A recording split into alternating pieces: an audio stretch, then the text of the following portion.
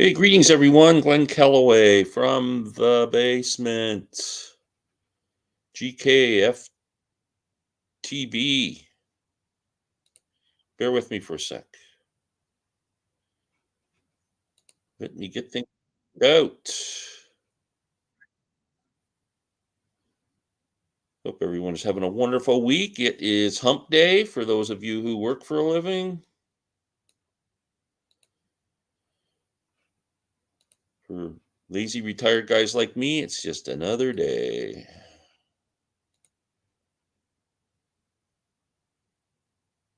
Perfect. I think we're good. Get rid of that. We're up and running. Comments. You hear about Terry Kirkman of the association? No, I didn't. Cardboard head guy. What's going on with him? I wouldn't know a member of the association if they knocked on my front door. Although I did like their songs in the '60s. Alex is here already. Hey, buddy. I'm on time, Glenn. I'm on time. Yeah, you're the only one. Rob will be putting his kid to bed. Sam will be doing his hair. Good thing I don't have good hair or kids. Yeah. Breaking news: Terry Kirkman of the association passed away. Similar to you, Glenn.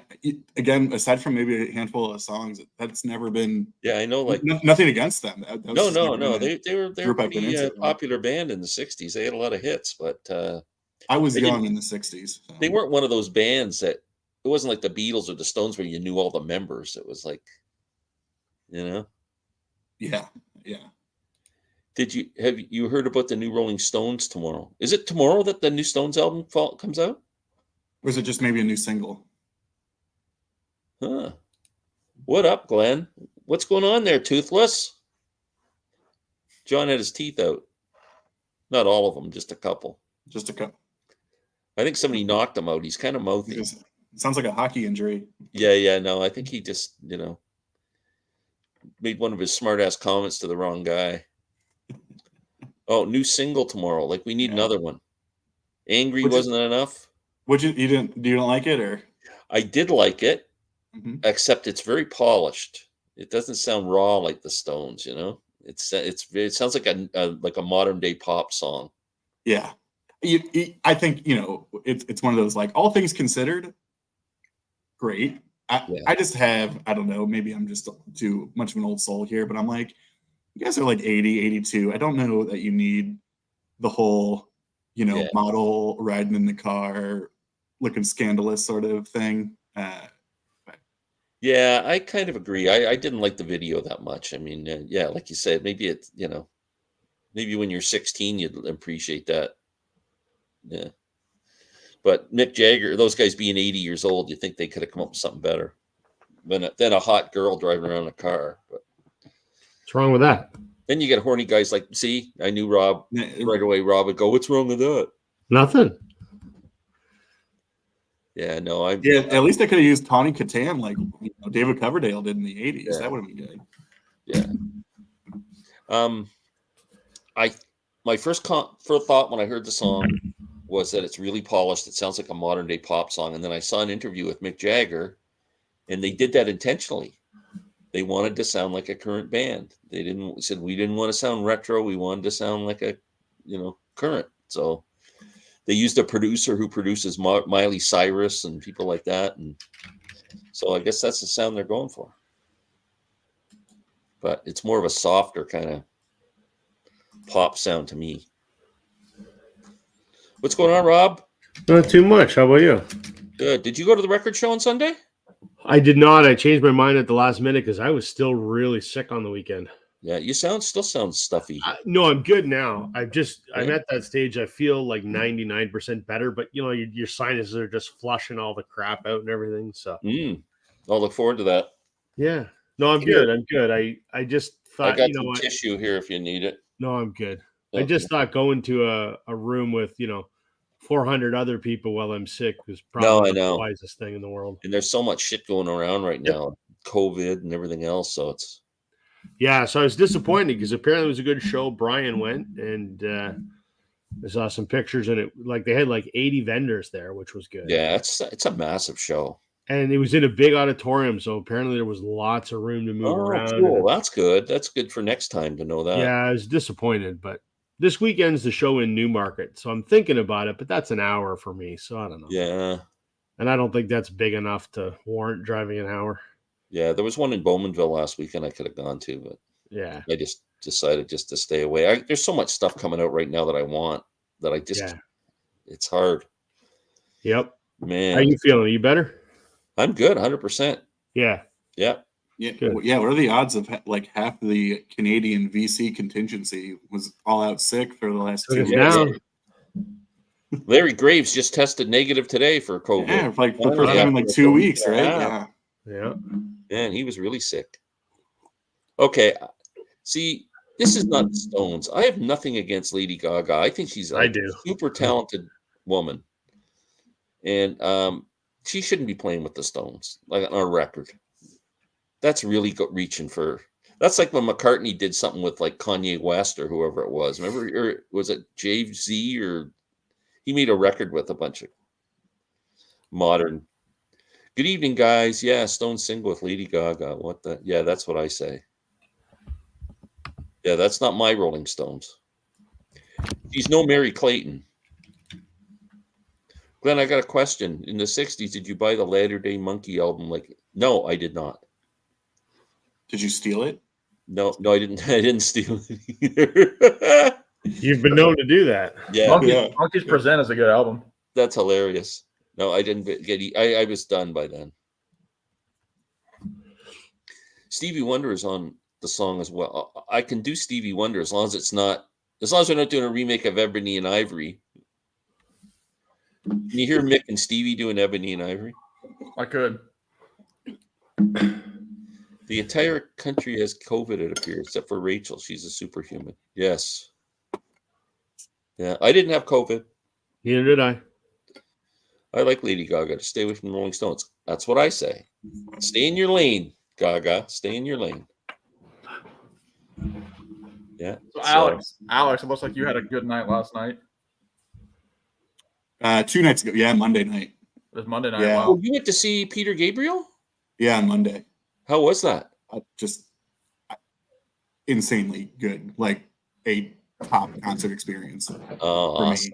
me. And I mean, I could wax poetic about it, but he, it's just he really is like art rock is just everything he is. And that comes out in his show. It was just like a oral, visual, just emotional experience.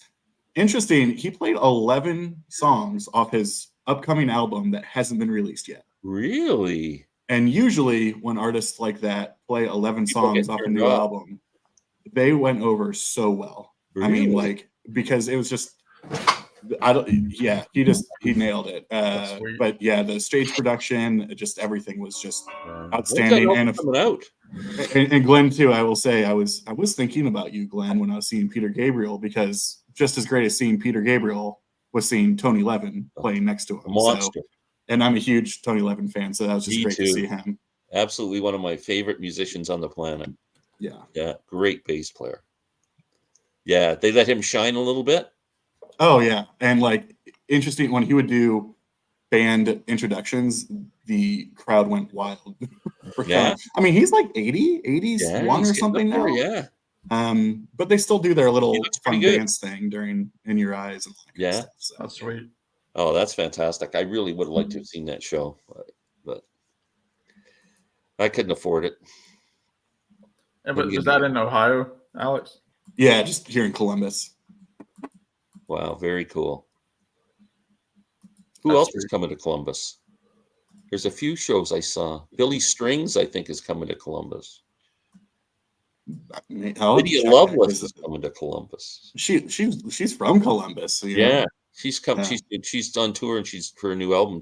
Did you get her new record, Glenn? It comes out tomorrow on Friday. Okay, up here. Okay. Well, I don't know if it's going to be here in time for. But I'm having a real struggle with.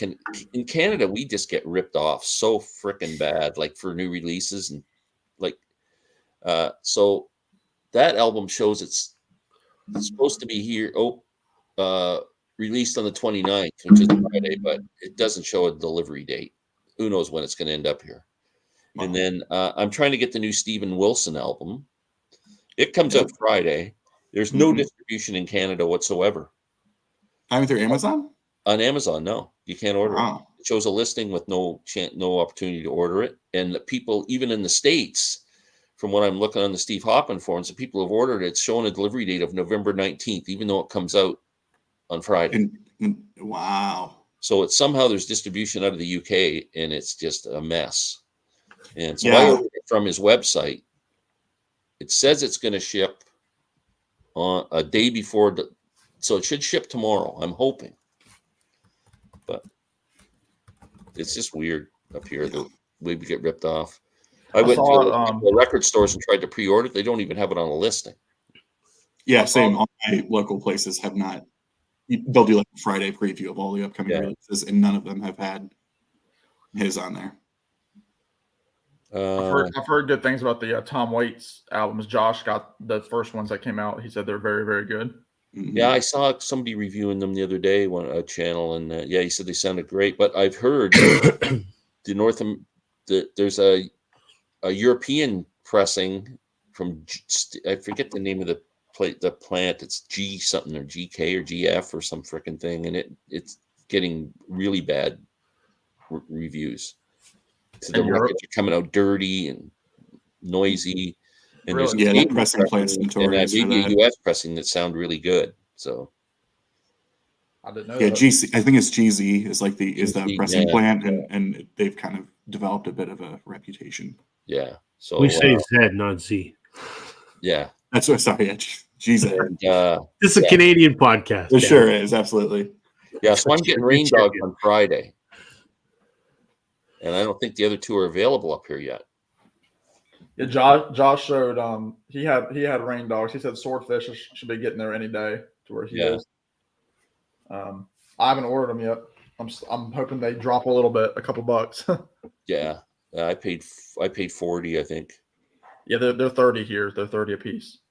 I'm watching you guys on television tonight, so I don't think I really need to see you guys this big. Yeah, I hope we're not in HD. That would be more of a concern. Yeah, I didn't clean my nostril hair out, so well, like a lobster. And, oh gosh. Why you grow a mustache to hide it, right? Yeah. You hear about the Rolling Stones baseball limited edition albums of Hackney Diamond? No. Is that true? What are the Stones? How are the Stones synonymous with baseball? I don't know. John, the bigger the better. There we go. Thanks, Rob. Apparently, Canadians can't order Blue Jays Rolling Stones records. Yeah. Let's not talk about the largest head on my TV. That's what she said. Okay. So tonight, we're going to have a little bit of fun. We're going to have there's Marsha. Hi, Marsha. Hey, Marsha. We're going to have kind of a draft. So we picked 10 bands ahead of time. So I will rhyme off the bands. The Beatles. Hey, Glenn, if I can share my screen, I did up a thing so that everyone can see what we picked. Oh, so come on, Rob. Can you do that?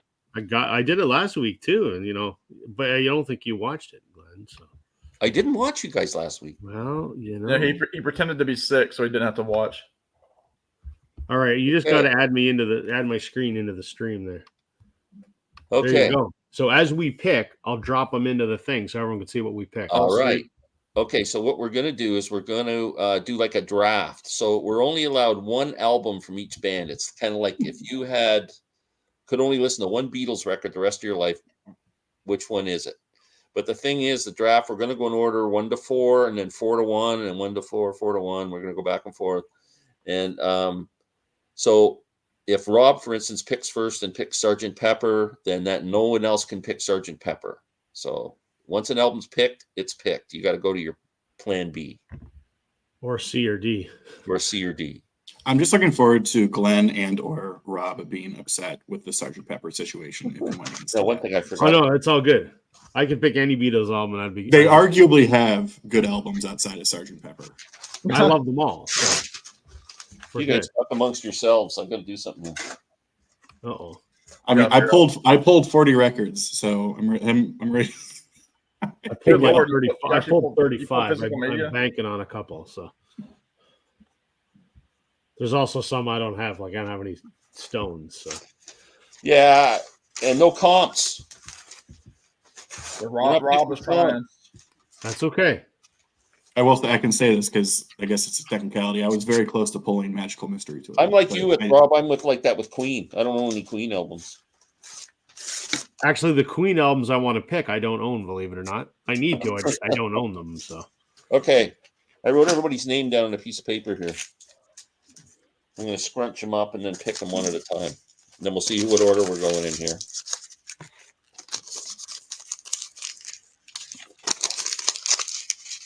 Okay, I'm going to throw them up in the air. And I'm going to turn my head and grab one. So this person is going first. It is Rob. yay! Second, Sam. Hey. Third, Glenn. Fourth, Alex. That's for last. But we're snaking though, so I get the fourth and then the very next. Yeah, that's a good spot. And Great correct spot. me if I'm wrong. We don't have to pick Beatles. Then we can pick whatever band we want. You pick whatever band you want. Yeah, If first you your think strategy. you want to pick a band first because you think your favorite album's going to go quickly, you can do that, or play it however you want. Okay. We don't all have to pick the same band in each round. All right. So I'm going first then. You are going Right. first. Okay. I'm oh boy. I'm going to pick. Which one am I going to I'll start? say with? maybe a good thing to do too on your draft sheet there is to readjust the names so that we can get it based on order. We can do that. Do it better, Rob. It's me. Well, look how fast And- he is at doing that. I would have to erase everything and write them all in again. Oh gosh. There. Look how easy that is. Look at that. Okay. I'm going to start with like an easy one, but one that I don't want other people to steal from me. So Why do I I'm think he's taking rumors? No. Fleetwood Mac's the easiest one for me because I could pick any one of a bunch of them and it would be fine. So I'll let someone like Sam, who only knows one Fleetwood Mac record, take rumors. Whoa. I'm going to go with Creedence, and I'm going to pick my favorite Creedence record, Willie and the Poor Boys. Interesting. Oh, good. You didn't pick mine. Yours is probably Cosmos Factory. So, I mean, Down on the Corner, love it. One of the first songs I ever learned to play on guitar. It Came Out of the Sky.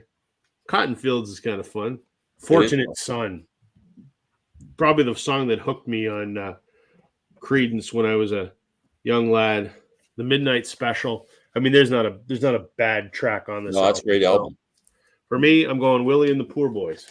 Cool. Okay, Sam second. I'll just go ahead and take it. I'm gonna take Rumors because that's I like Fleetwood Mac. I will say one of the albums I was gonna pick was Mirage if I didn't get Rumors. I like Mirage a lot, but I mean, I'm not a mega. I love Fleetwood Mac. Like for what I know, they've just never been a band that I've delved into. I mean, obviously everybody knows Rumors. It's a greatest hits. It's the first album. Well, the second album with the Lindsay and Stevie lineup. You Make Love and Fun, Never Going Back Again, which is my favorite. Don't Stop, The Chain, Gold Dust Woman, Songbird. I mean, they're all just great songs on there. It's the album that really made them mega stars. So yeah, I mean, album. Yeah, it's a perfect album. I'm taking, if anybody can see it, the Eagles' Desperado, because that's the only Eagles album I still like. So I absolutely love it. So I better take it before someone else grabs it. That was my first choice. So there we go. See, my strategy worked. Although I thought you wanted the Walmart exclusive Long Road Out of Eden. I own that. I'm leaving that for Rob. The Ultra Deluxe version. Alex gets 2 picks now. All right. Pull a couple in here. I might be kind of positioning myself as a bit of a contrarian in some different ways. So for this, this isn't a contest or anything, but it's just interesting because my picks are probably going to be off the beaten path a little bit. First, I'm going to go with Zeppelin, which this is not like a competitive pick because you can pick any number of like 6 or 7, arguably. But my favorite, I'm going to go with Led Zeppelin 2. Nice pick. Again, they're all, I mean, arguably all great. This is the one I go back to the most, though. For any of you fun vinyl nerds out there that get obsessed over these things, this is the RL cut version. Oh, whatever. You do have an RL, eh? I do, yeah. How can you tell? It's RL is in the dead wax yeah, you can see it both next sides, in the dead wax. I'm going to look.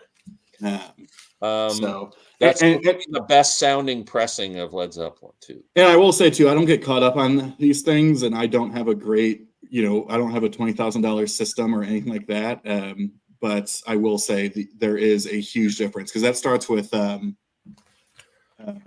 whole lot of love, and as soon as that bass line comes in, it just hits you, and it's just, wow. I mean, I will say the hype is real, but also some people charge like an absurd amount of money for these, and I got this for a good price. So it's insane. So I'm going with that. Next, where we go? Okay, this again. As soon as I saw this, I know what everybody else is going to pick. Well, I guess I'm making an assumption there.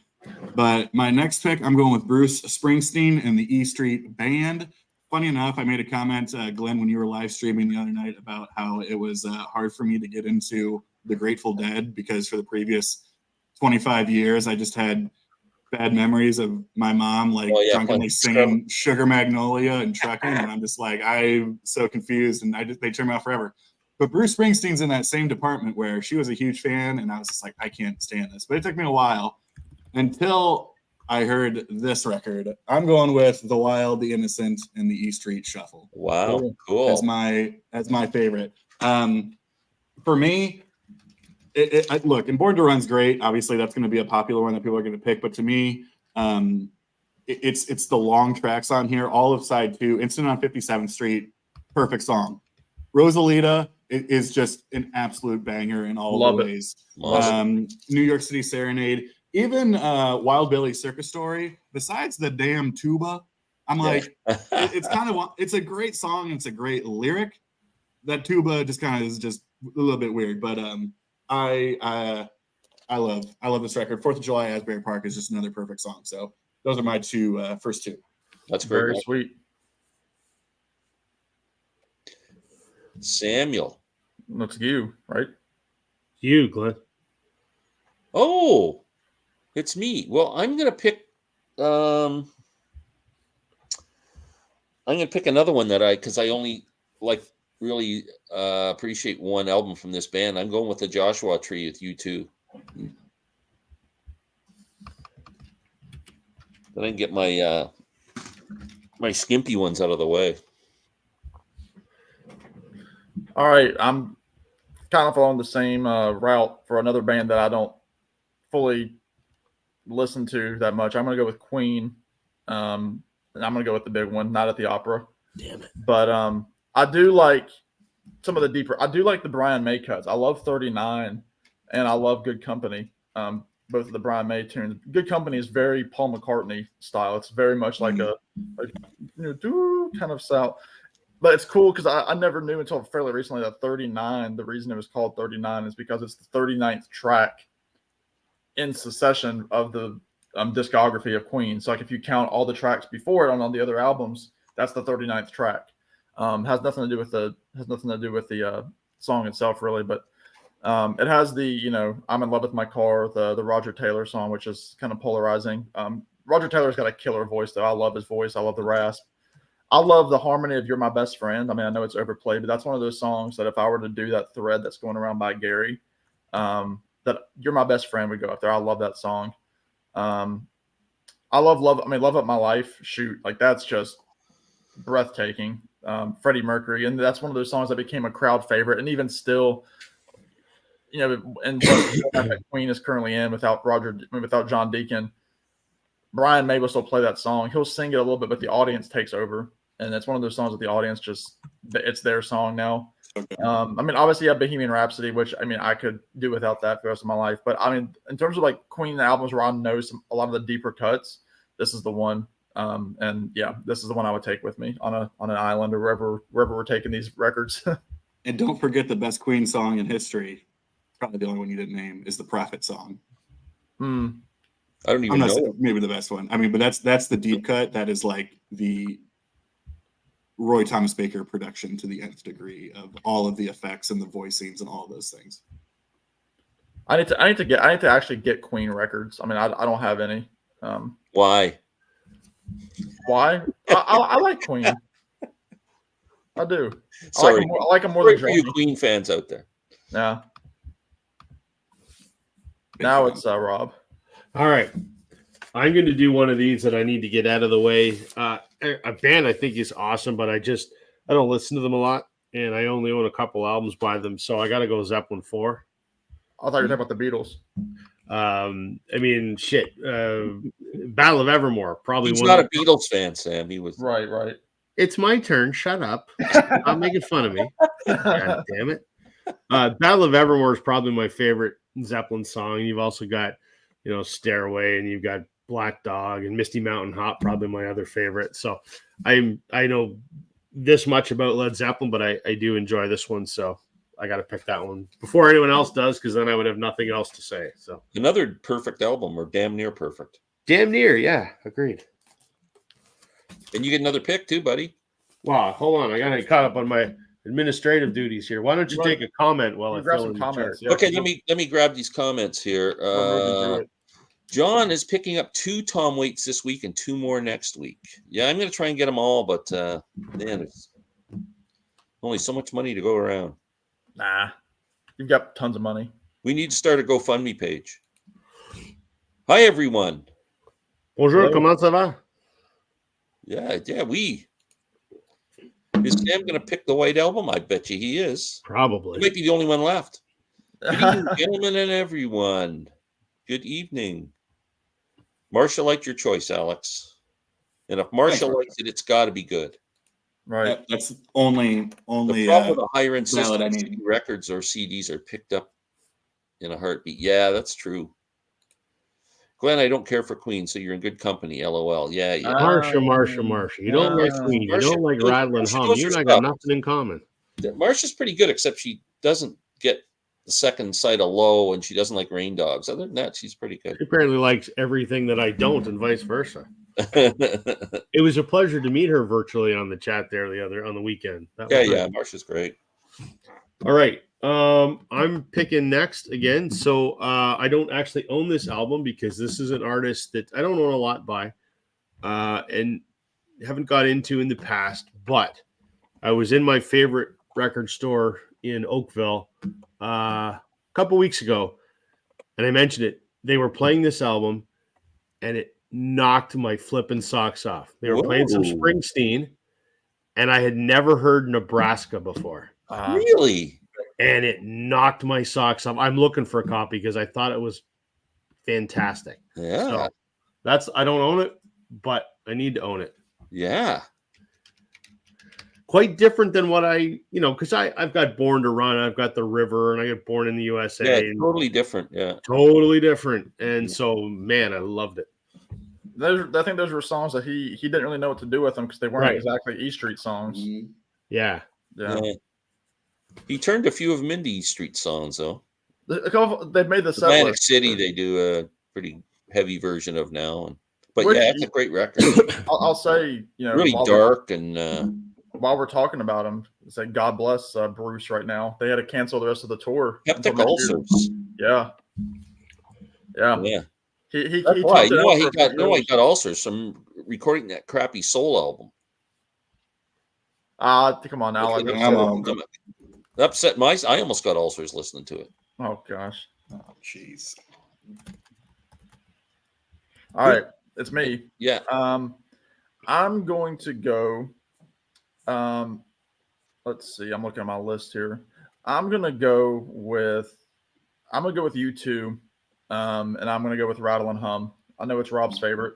I love them all, except I'll say I also know Rob can pick a bunch more than I can. I picked ones I know no one else is going to. So, Rattle. I mean, we've talked about this 100 times on the stream. Marsha's favorite. Hawk Moon. All I Want Is You. I mean, it's my favorite U2 album by a long shot. Van Diemen's Land with the Edge vocal. It's got that great live version of the stuff and how I'm looking for with the gospel choir. Oh, When Love Comes to Town. Angel of Harlem, which is awesome. It's just a gut punch with those horns when they come in. Yep. And seeing that in the movie where they're singing at Sun Studios, it's just killer. I mean, BB King on, like I said, on Love Comes to Town is unbelievable. Desire, I mean, it's overplayed, but I still don't get sick of it. I love their version of Helter Skelter. It's raw. You do. I'll tell you. It's awesome. This guy doesn't. I know where you can find a better version of Helter Skelter, though, Sam. Oh, on the White Album. The White Album. The Beatles. In the wrong spot here. Oh. Yeah, so I'm gonna go. No, I had to get that U2 one knocked out. Okay, my turn. Your turn. Okay, I'm going with what was the other band I wanted to get out of the way? Queen. I'm going with the only Queen album that I've actually heard from start to finish, and when it came out, I don't think I owned it, but a buddy of mine owned it, and I was going to hear it. It's called I think it's called The Game. Is that the one with the crazy little thing called Love on it and that? Yeah. Yeah, that's my Queen album. Rob, how do you type so friggin' fast? I'm not an old person. Hey, I had to type. I mean, I can actually use like maybe 3 fingers on each hand, kind of. Oh, I'm one of these like 80, 90 words a minute kind of guys. Yeah. I spend a lot of time at a computer for work, so. Yeah, I can get that. Yeah, Alex. All right. We're in fine shape. I'm going to go with Queen. Maybe unlike some other folks on the panel, I'm a huge Queen fan, specifically and their first 4. Sam mentioned their 4th. I teeter back and forth from their second Queen 2, but tonight at least I'm going to go with Sheer Heart Attack, their 3rd. This is to me like their first 4 are really like, Queen, another one of those bands that had so many different sort of eras, but their first 3 specifically, Queen, Queen 2, and Sheer Heart Attack are, I think that, it's arguably it's significantly more progressive. It's a lot more, I don't want to say artsier because they're always artsier. There are some heavy moments. You talk to like some people and they will claim that Stone Cold Crazy was the first thrash metal song because of how fast it is. They will cite that of like that was the first thrash metal song. But to me, the killer side 1 is just absolutely perfect. But the combination and how the songs flow in from Tenement Funster, Flick of the Wrist, and Lily of the Valley, those 3 going 1, 2, 3 is just absolutely amazing. And I think unlike anything they did later on when they were a little bit more pop centric, but even with this, it's funny, even in like their weird progressive, like heavier days, they still found time for, obviously, Killer Queen is on this, which is a perfect sort of artsy, poppy, odd song. And then they also did some of the more ridiculous stuff like Bring Back That Leroy Brown, which was just a Bring Back That Leroy Brown. Like, fits nowhere on these things, but it was just showing that they could just do anything. So I'll go with that. And then me again. Mm-hmm. Yeah. You again. Again. The unpopular opinion, but that's why I'm full of them. That's why I won't post videos. They're just unpopular opinions. I'm kidding. I have too many excuses. I've always put this right up there with Rumors. I mean, if Rumors is a 10, then I always thought this was a 9.75 or also a 10. There are days I think this is just as good, maybe because it's not as played. Maybe it's one of those types of things if you haven't heard it as much. But I still think this is a perfect record. The self-titled right before it. I love it. I am a sucker for I'm a sucker for kind of the Stevie Lindsay ballady type things. We were talking about Silver Springs a couple weeks ago and how that's just a perfect song that is criminal than it wasn't on Final Rumors. But similarly, it was on Buckingham Nicks first. Crystal is a top 5 favorite song of mine from, I guess, them, if you want to call it them. But I love this record a lot. To me, I mean, they just go hand in hand. The artwork is nearly the same. Everything sounds the same. All the different things. So I'm going to go. I put that on par with Rumors myself. I would too. Mm-hmm. Yeah, definitely. Same. I'm going to label it on the chart here as Fleetwood Mac 2 because they had 2 self-titled Fleetwood Mac albums. Mm-hmm. Very true. Very true. Well done. Let me sneak this comment in here. I saw Queen in the 70s and 80s and think Freddie Mercury was one of, if not the best front man ever to take the stage. 100% agree with you. You could go with him, Mick Jagger, and Roger Daltrey. Yeah, I'm going to hold judgment. That's my kind of list, Randy. Randy's not happy. No Who, no Van Morrison, no Bob Dylan. We had to come up with a list that everybody we had to come up with a generic list that everybody could participate. Bob Dylan. Hey! Stop. Bite your tongue. I don't have to like Bob Dylan. It's not your turn. Shut up. It's not your channel either. It's my turn. Touche. I am going to pick. Is it your turn? I think so. Yeah, after Alex, it's Glenn. Yeah. Okay. I am going to go with the early Fleetwood Mac. Yeah. Peter Green's Fleetwood Mac. Ah, see, there you go. The other self-titled. Another self-titled. That's the Fleetwood Mac. I love all of Fleetwood Mac, but that's my favorite era is still the blues era. So we'll get that one out of the way. What is going on up here? What is the problem? Answer me now, somebody. He's gone. Uh-oh. He's yelling at somebody. Yeah. What's going on up there? Get to bed.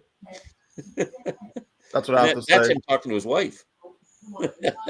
Let's say, did we get through? Rob still got it. Nobody commenting. Come on. I guess this isn't very much audience participation tonight.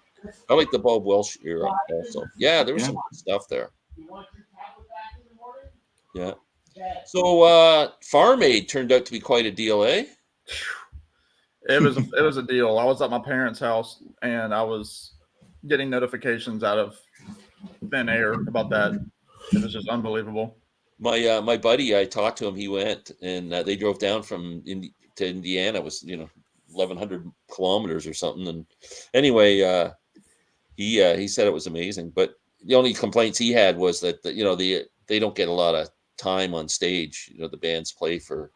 But now it's just a one day festival. It's like 25 minutes and your set's over. Yeah. So, well, the thing is, and I think that I think Margot Price said something that like there was nobody knew that Dylan was coming, not even the staff. Well, know what my buddy said? He was in the washroom earlier in the day, and one of the guys in there was saying, "Dylan's going to be here, man. Dylan's going to be here. I've heard it that they're saying he's going to be here." And everybody's laughing at the guy. So he must have had some kind of inside scoop. Well, somebody sent me an article about it was with the bass player Lance Morrison from the Dirty Knobs, and he was saying that they got the word like a month ago. Oh, I read that article too. They had to cancel like that New Hampshire gig. Yeah. And they could not say why. Like nobody could say anything. They rehearsed with Dylan. I didn't think they'd even rehearse with Dylan. Yeah, they said they rehearsed for a couple of weeks. Yeah, they saw him a couple times. Yeah, and it was. I was blown away. The whole thing blew my mind. Yeah, out of the water. Like, and Benmont Tench was just top notch playing. Yeah, on Positively 4th Street. Good night. Yeah, it was pretty cool. It was awesome. It was a Dylan highlight. Playing guitar too is nice. Yeah, on Thin Man especially. Yeah, that was pretty cool. Before you get to your pick, Sam, GK FTB, GK from the basement. Thanks, Bob. We love your participation. Rob must have looked at the J score. Oh, that's why he was screaming. That's TV. Kurt Weill make the top 20, Glenn. Well, this isn't. I don't. Well, it has nothing to do with tonight, but Kurt Weill wouldn't be in my top 20, but that was my favorite album from last year, though. I have a 7-year-old that won't go to bed. He's giving his mother some problems. That's a top 10 list. Okay, Sam. Again, I'm gonna knock out one of those bands that I don't listen to their deep cuts too much, so I want to go ahead and get it out of the way, and that's CCR. I'm gonna go with Green River. by CCR. Interesting. Probably because my favorite song by them is on that album, which is Lodi, which is a very Sam song in the world of CCR. But I also really like title track. I love Commotion. Bad Moon Rising is on there. The Nighttime is the Right Time is cool. So yeah, I mean that's the album I would take with me. Again, I love Lodi. I love the key change at the end. It's a very hard song to play on guitar, not because of the chords, but because you have to like go up like a whole step, and John Fogerty's already singing like a banshee on that. So I could have gone with Cosmos, but I've heard those songs so many times that they never play Lodi the way that they should. So I've got to go with Green River for my CCR pick. I love that album.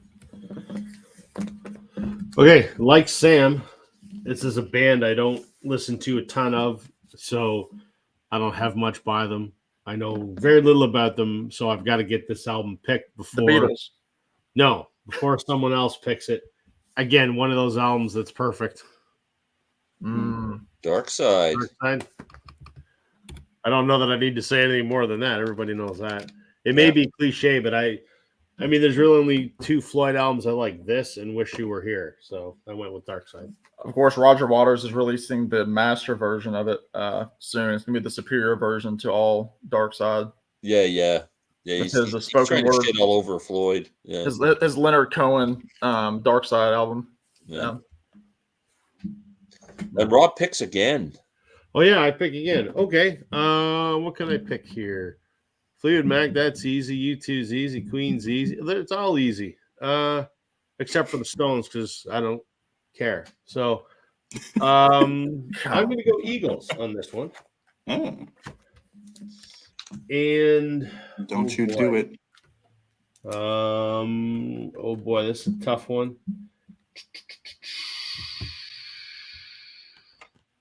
Okay. I could pick any Eagles album because I love all of them. My least favorite, though, is Hotel California. So I'm going to pick The Long Run. Wow. The last studio album before the 14-year hiatus. I love the title track, The Long Run. In the City, great song. I love the Disco Strangler. It's just yeah? Yeah, I don't like that song. Love it. Heartache Tonight. Love it. It's just some weird stuff on here. The Geeks Don't Want No Freaks. I just think it's a fun album. It's a good album. I could have picked anything, but I'll leave the easier ones for everybody else because I like everything the Eagles did. So, Long Run. Samuel. Let's see. I'm going to go. I'm going to go with the Stones. And I'm going to go with my favorite album. No surprise to anybody. That's Sticky Fingers. My favorite Stones track on there is Moonlight Mile. Oh, me too. Very close second with Dead Flowers. Yeah. I mean, you got Brown Sugar on there. I mean, you know, it is just it's got that muddy Stone sound that they kind of got into in the 70s. It's got that Graham Parsons influence with the country elements. I love this album. I'd never even listened to this album until the last probably 3 or 4 years or so. And I remember first hearing Moonlight Mile and being like, that's it right there. And Dead Flowers, I remember hearing that song in college because a buddy of mine sent me the Townes Van Zandt version of it that he did in the early 90s before he passed away. And I was like, oh, that's killer. Like, is that a Townes Van Zandt song? I was like, no, it's a Stone song. And I was like, whoa. And so that's one that I'll play on guitar all the time. And again, you know, it's that merging of eras. I mean, Brian Jones obviously is not with the band, has since passed away at this point. But I just think it's a killer record. So Sticky Fingers for me for the Stones. Cool. Hey, I'm gonna hit the things here. What in the world needs now is a really good movie with a monkey in it. Deep. Am I missing? I'm missing it's going right over my head. Is that like Nope? Like Nope has a monkey in it. Ramble Tamble never got Planet of played the Apes is a live. good movie And with did it. Rocky. I saw John Fogerty live after Creedence, and he played Ramble Tamble. It was incredible, but I don't know if they ever played it as Creedence Clearwater. Bret the Hitman came out to Heartbreak tonight in Stampede Wrestling. Yeah, that score's not good. Sam, did you buy Sticky Fingers box set with the 7-inch single and fun stuff? No, I didn't really start getting Stones albums for the last few years, and I'm not a mega Stones fan. It's like I don't need a bunch of deluxe sets from them. Okay, before I make my pick, I just want, for people who are watching, we're doing like a kind of a draft thing with records. We chose 10 bands between us before the show, and then the idea is we have a draft order. You pick one record from each band, so you're going to pick 10 albums over the night, and once an album's gone, it's gone. So if your favorite album is Sticky Fingers, you can't pick it anymore because Sam just took it. So that's the way it's going. I'm just a mean guy like that. Yeah. No. So my next pick, I'm going to take my Springsteen album, which would be my favorite Springsteen album, and I love Nebraska. My favorite is Darkness on the Edge of Town. So good. That's the album that turned me into a huge Springsteen fan when this came out. I had heard Born to Run, I liked it, and but I never bought it. But then when that album came out and I bought that, man, that was it. I was a huge fan from then on. I thought you were I thought your favorite by him was The River. I like The River a lot, but my favorite's Darkness. That might be Rich. Rich might be a River guy. Yeah. Or Randy. Yeah. So, and then Alex got 2 picks. Well, let's see. I'll get a couple of these. At this point, I don't feel too strongly in terms of needing to get something. So I'll go with Pink Floyd. First thing I grabbed. This is my favorite Pink Floyd record. It's sort of become like it's become like the proggers pick, I guess, in terms of Pink Floyd world, and that is Animals. Big glare. Sorry. Yeah, I mean, everything about it. It's dark. It's conceptual. It's got the long songs. It's got it all. And to me, this was the last record. I do love The Wall, but to me, this was the last Pink Floyd record in terms of this felt like at least a semi-democracy. Obviously, the concept and all that stuff was still Roger, but this was the last record to me that was fully a Pink Floyd in the grand scheme of the term. So I'm going to go with Animals as my pick there. And let's see. What do I got?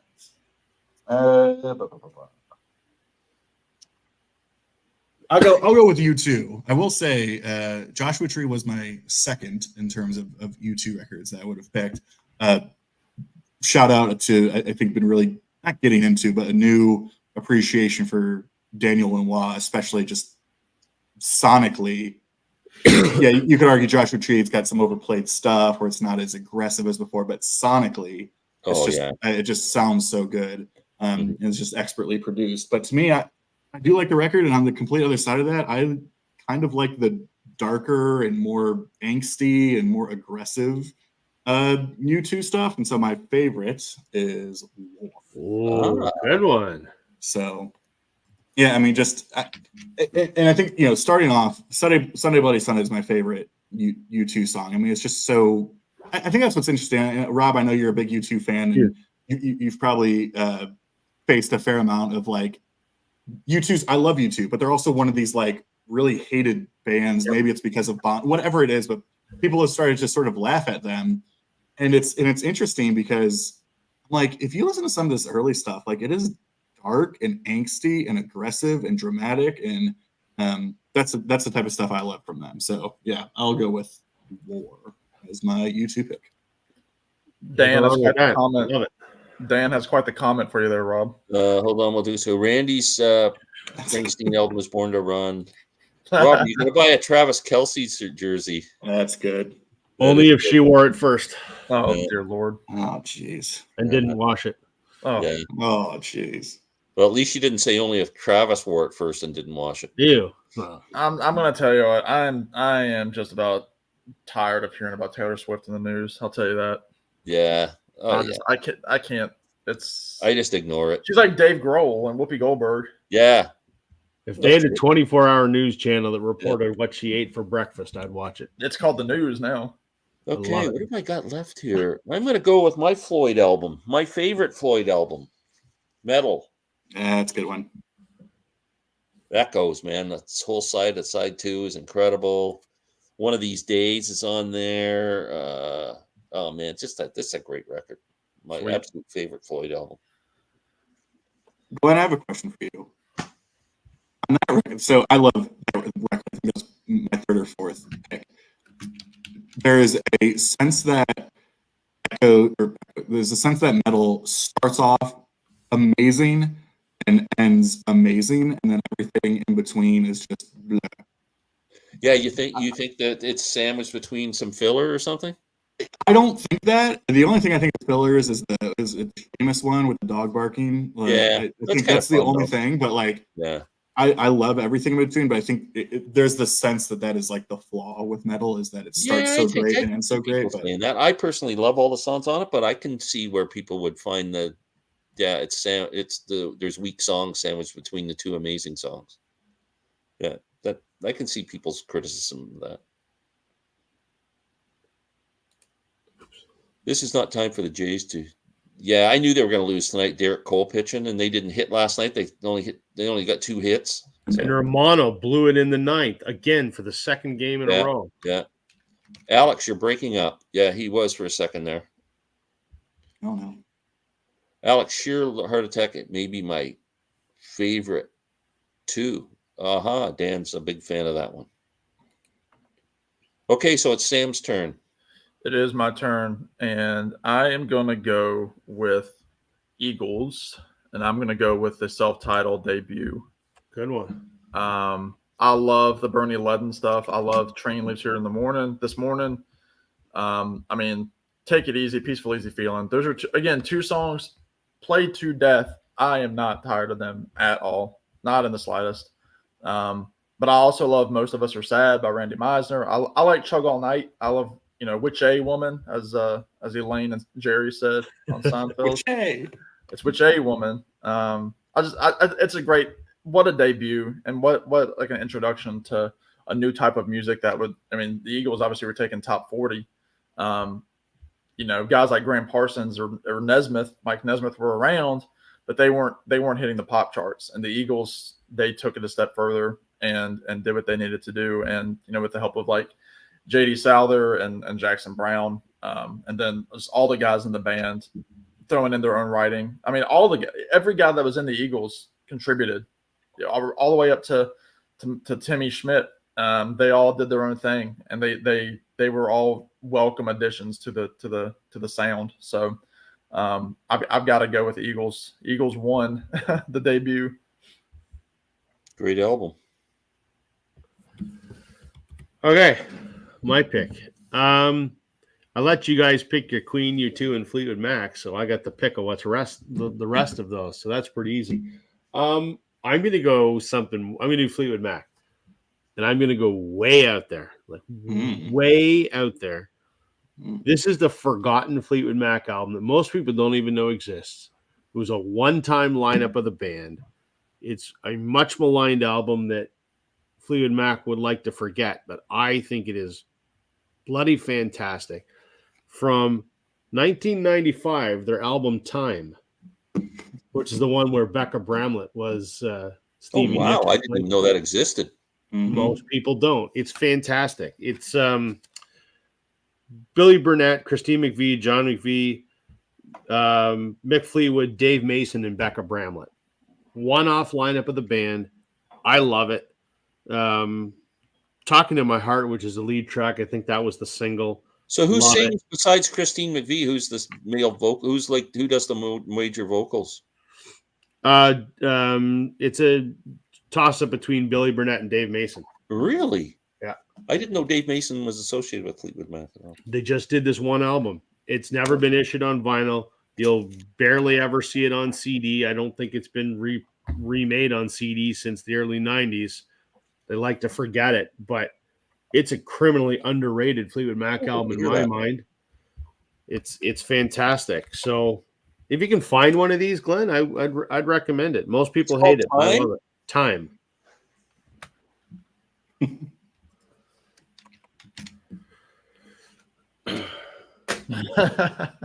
And you're up again, Rob. And I'm up again. So I'm just going to go up the list here. You too.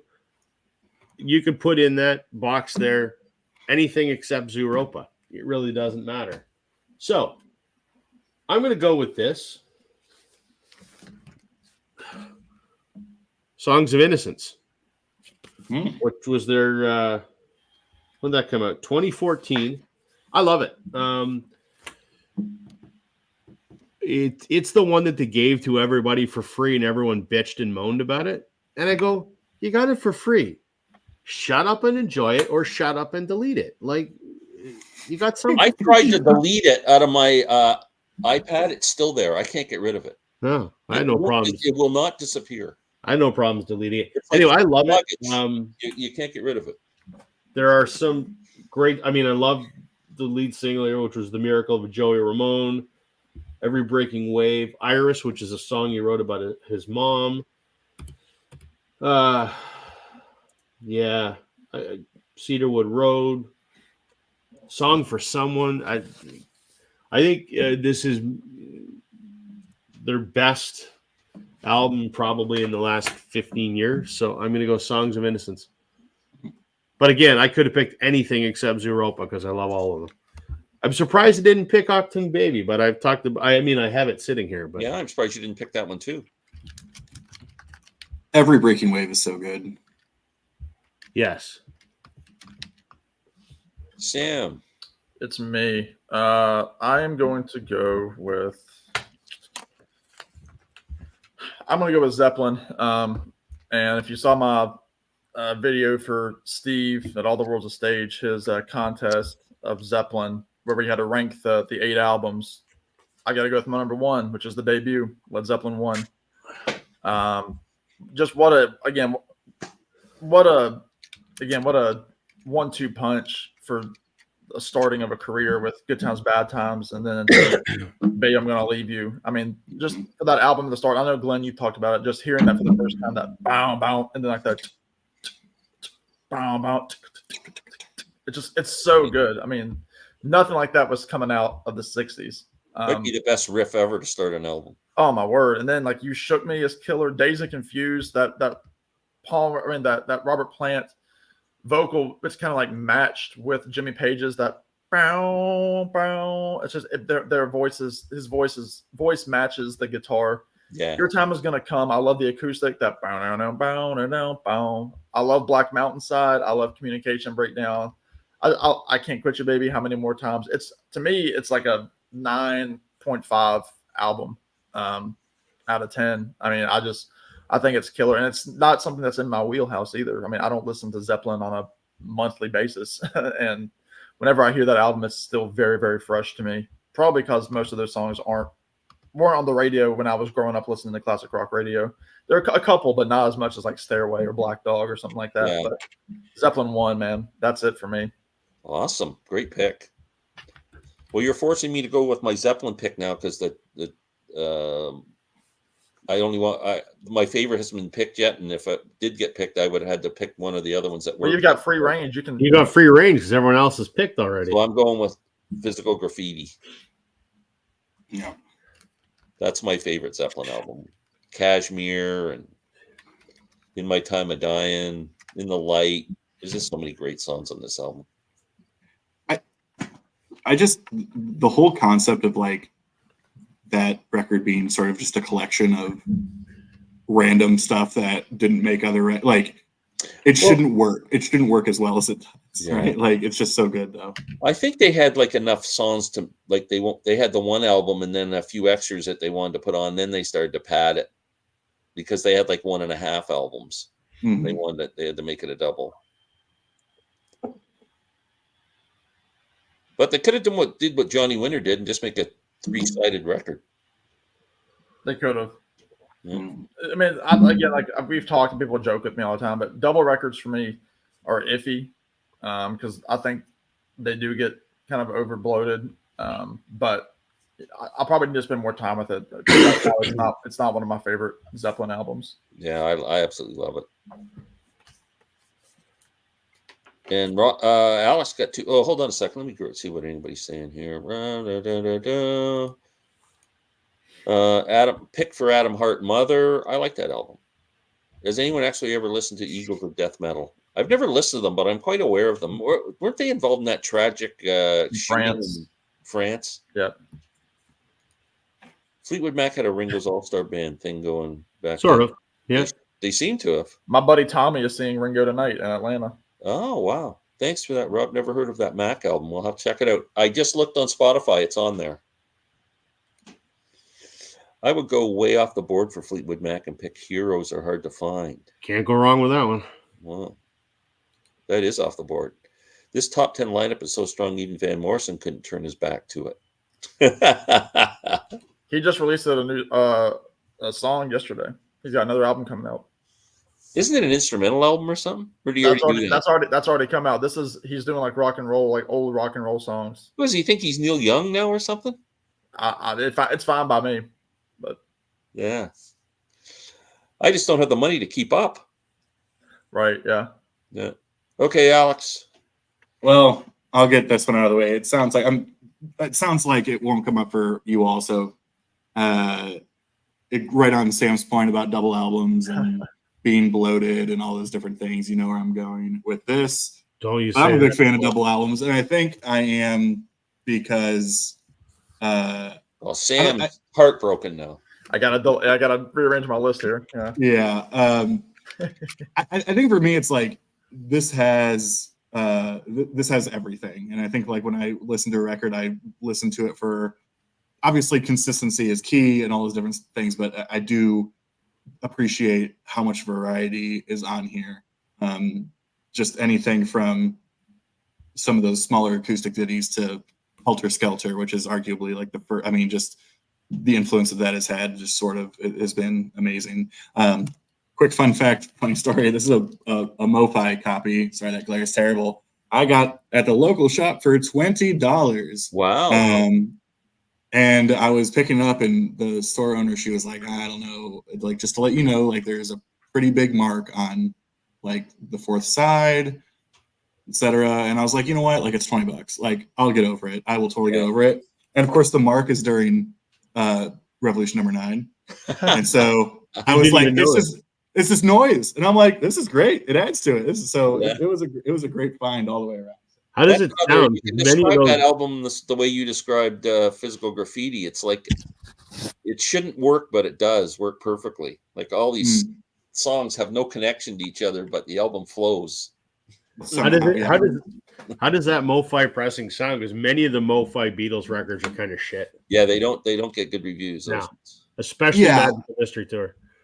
I mean, I think it sounds fine. Again, it's like I'm comparing it to. I would grab that for original stuff. I'd grab it for $20 too. Sure.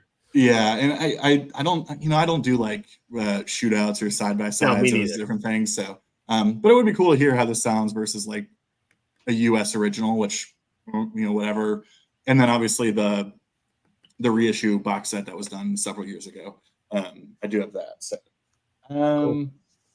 And this is a tough one. Part of me wants to go off the map a little bit just to be interesting. Yeah, why not? We'll save.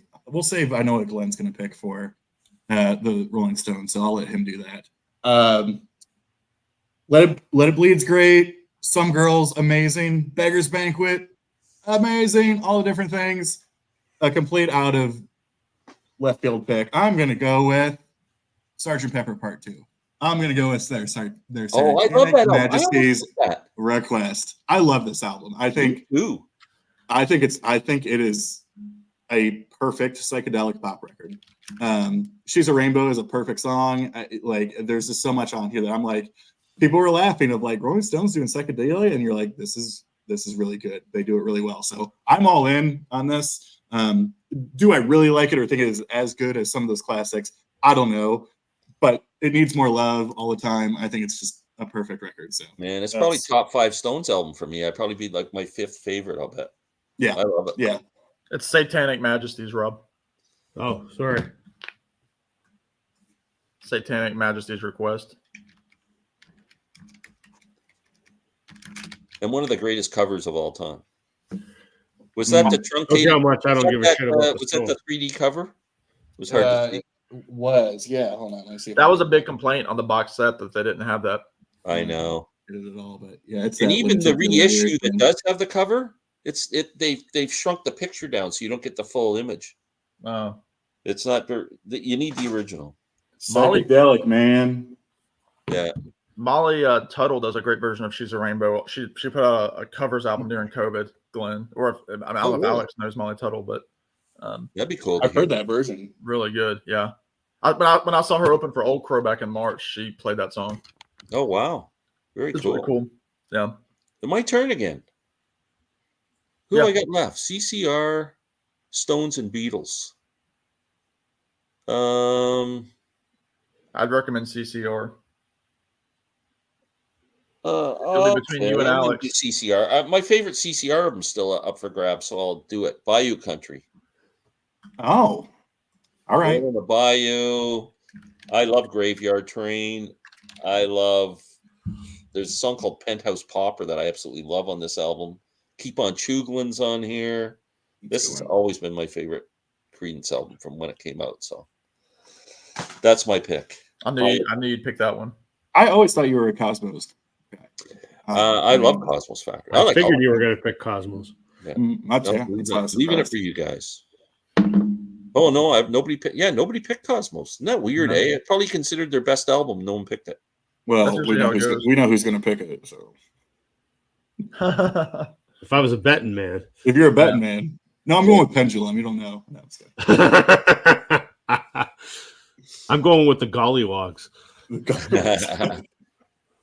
There's an interesting thing with Mac album too. Bare Trees. I love that era. I mean, it's just I think people have come around to it now, but those albums are interesting. They're good albums. Future Games is so good. Beatles Odeon years. Japanese 5 CD box set. Interesting. There's different covers, and Beatles 65 is Beatles number 5.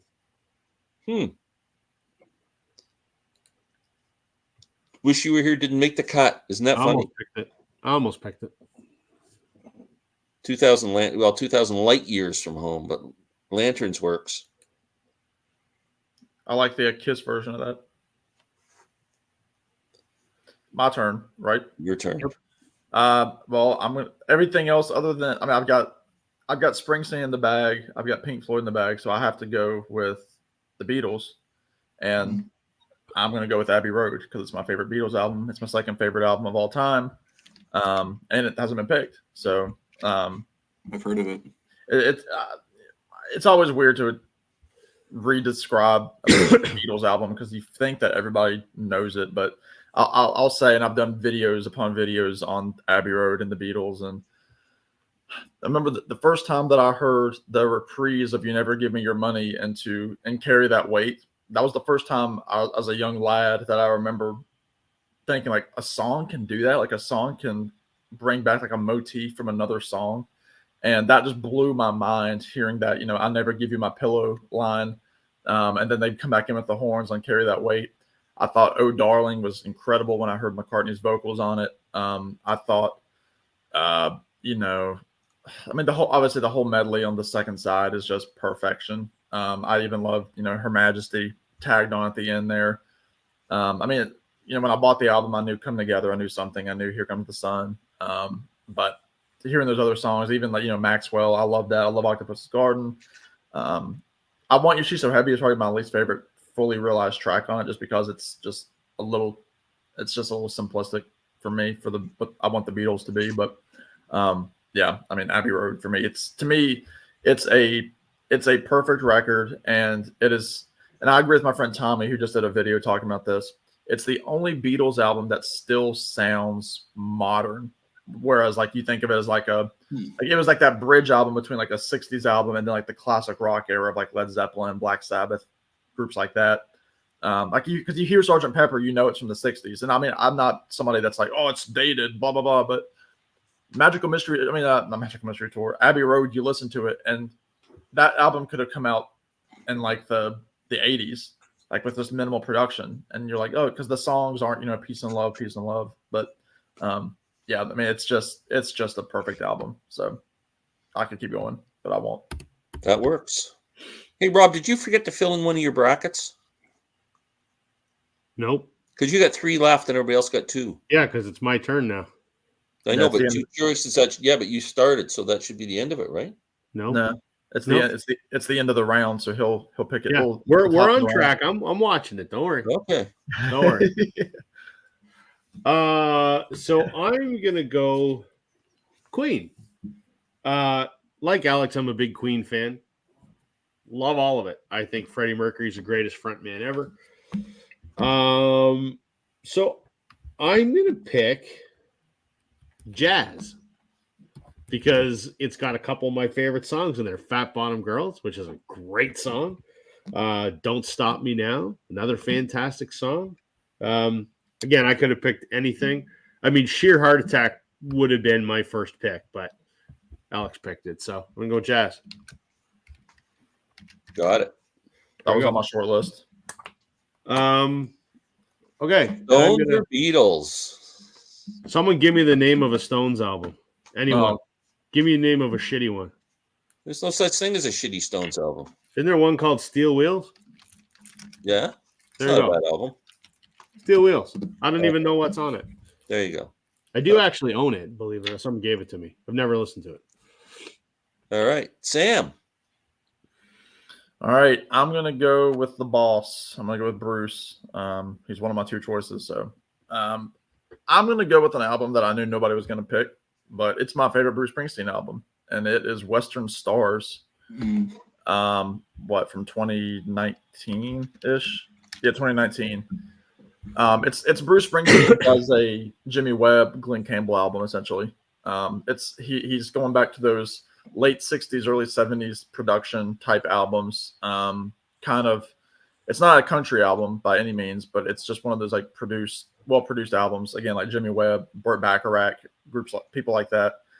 His voice is fantastic on it. I mean, you listen to the song "There Goes My Miracle." The range on his voice is just superb. "Hello Sunshine" is beautiful. "Sleepy Joe's Cafe" is a great little story song. It's got great strings on it. "Tucson Train" is awesome. "Western Stars" is awesome. Reading off these tracks now, I'm like, I need to listen to this album again. Sundown is awesome. One of the couple of the weaker tracks to me are "Drive Fast" and "Chasing Wild Horses," which just happened to be right in the middle of the album. "Moonlight Motel" is awesome. And then he put out a live album that came out, I think, the following year, where he did the whole album in its entirety. And then he did a version of "Rhinestone Cowboy," which was awesome. So if you get Western Stars, make sure to get the live album too, which came with. There was a concert film as well, but he does "Rhinestone Cowboy" almost verbatim, and it's awesome. So Western Stars for Bruce. It's a very cinematic album. I mean, I love it. Yeah. Absolutely love it. And so does Brandon, Mr. Hall of Fame. I think it's his favorite too. Yeah. Okay, I'm picking my Beatles album. I'll grab it before Rob does. I'm not picking it. The greatest album of all time. I agree. Anybody, anywhere. Sgt. Pepper's Lonely Hearts Club Band. The masterpiece. I'm picking it. I knew you were going to, so I didn't. Well, thank you. I respect my elders.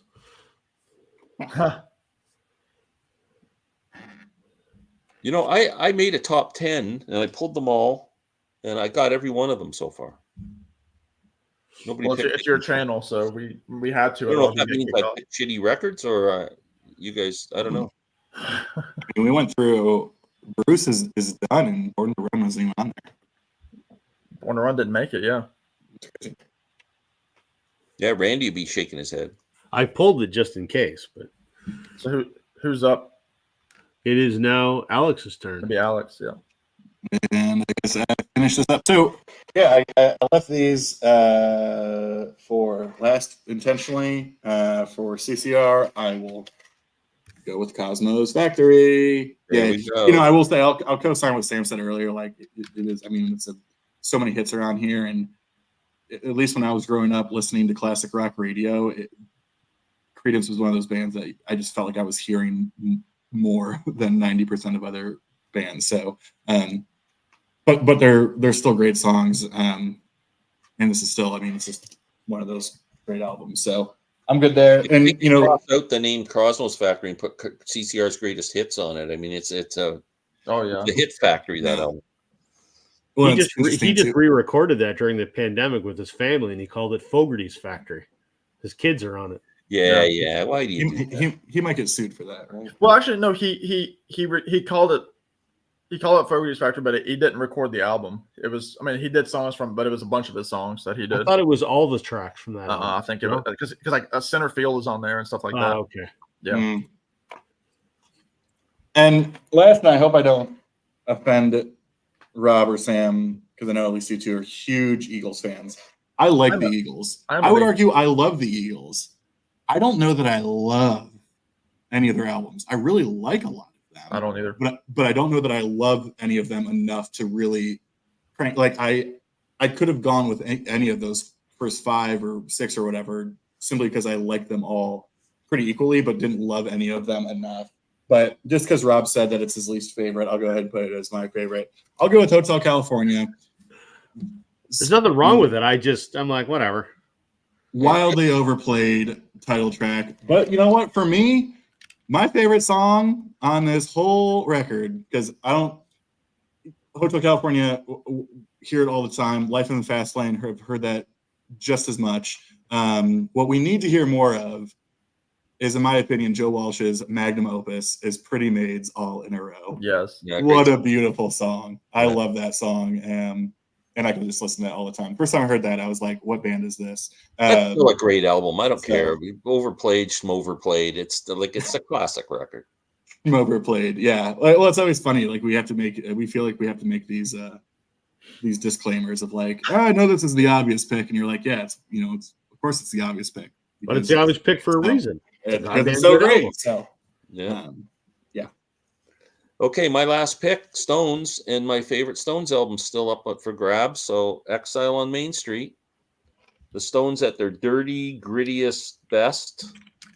Tumbling Dice is on here. Sweet Virginia. This a double album just packed with great songs. I mean, fantastic record. That's my list full. All right. Well, Pink Floyd for me. I'm just the biggest Pink Floyd fan that's ever walked the earth. The Endless River. Actually, that's actually when I was buying Pink Floyd studio albums, I would think that was like this after Dark Side. That was the second Pink Floyd album I ever bought. Oh no! Because it was new when I bought it. It's unoffensive. It's elevator music. It is, but I'm gonna go with The Wall, which is funny because I talk about double albums all the time, and not being a big fan. But I really like The Wall. Again, with the Gilmore Waters magnum opus of Comfortably Numb, on side 3. But In the Flesh is awesome. It's it's got. I love the song Mother. Mother, do you think they'll drop the bomb? Goodbye Blue Sky is beautiful. The David Gilmour song. I mean, obviously it's got the anti, school anthem of Another Brick in the Wall, part 1 and 2. I like Vera is kind of neat. In the Flesh is awesome. Run Like Hell. I kind of even like The Trial. I like the whole Trial session because it matches with the whole theme of everything. And the Worms. Worms. Waiting for the Worms is cool. And then Outside the Wall is What Happened to You? Just that that sort of stuff. It's just. I don't know. It works for me for some reason, and I don't listen to it a lot. I've actually probably only listened to the album 5 or 6 times in my life, but I mean, I really do like it. Animals was my second choice after Dark Side. It's my second favorite Pink Floyd album, but Wall is probably number 3. Although I really do. Another one that I really like is that I haven't heard many times is The Division Bell. I like that album a lot. Yeah, that's a good record. Yeah. So, Sam, have you ever seen Roger Waters live in Berlin? The Wall live in Berlin? I've seen clips like with him in the band and that's. Oh, that's what I was wondering if you'd seen the with Van Morrison. They do Comfortably Numb with Van Morrison in the band. Yeah, I got that. That was a Record Store Day title 3 years ago. Maybe was Roger Waters doing The Wall in Berlin. It was a good pickup. Yeah, It's got all that stuff. Performances on that. Glenn, I was going to show you the copy of Exile I have was complete with the innards, as they call it. So it's got the postcards and everything. All the postcards. I got an original. I still have an original copy, so yeah, it's in good shape. Yeah, it's cool. Those are cool. And Rob. All right. So Beatles. Done, right? This is it for you. This is the last one. I left it for last because, despite what Glenn says, I'm a huge Beatles fan. I love everything. I have, by no exaggeration, well over 200 Beatles records. So that makes you a Beatles collector. Glenn? That makes you a Beatles record collector. Dick, twist that knife. Yeah. You're the biggest Beatles record collector I know. I love the Beatles. I could have picked anything. Except he doesn't like Yesterday and doesn't like to Can get back. you just stop talking and let me finish? Jesus, Murphy. I agree with Glenn that Sgt. Pepper is the greatest album ever recorded. I have 17 copies of it for various reasons. But I went something a little different. I remember the first time I heard Abbey Road and I went, holy crap. And I remember the first time that I heard Sgt. Pepper and it was like an epiphany. But the first Beatles record I ever fell in love with before I heard those ones in their entirety was Rubber Soul. I got into the Beatles when I was a teenager. It was when the anthologies came out. And when they aired on TV over those 3 nights, the intro song in each episode was In My Life. And I had never heard that song before. And I heard it and went, that is beautiful. What is that off of? It was off Rubber Soul. So I grabbed that song or that album and just started playing it. And, it starts off with Drive My Car. And then you get into Norwegian Wood. And I'm like, I didn't even know what the hell a sitar was. And that was the first Beatles album that I just absolutely fell in love with. And I should specify the UK version, not the North American version. It's a different mix, and it's how the band intended. There's a couple songs in there that are not on the North American release. I grew up with the CD copies initially, so they were the UK albums. So Rubber Soul for me, that's what I'm going with. Can't argue with that pick. There we go. Well, that was kind of fun. We're done. Did everybody get their choice, their preferred choices on everything? Pretty much. Pink Floyd, I didn't.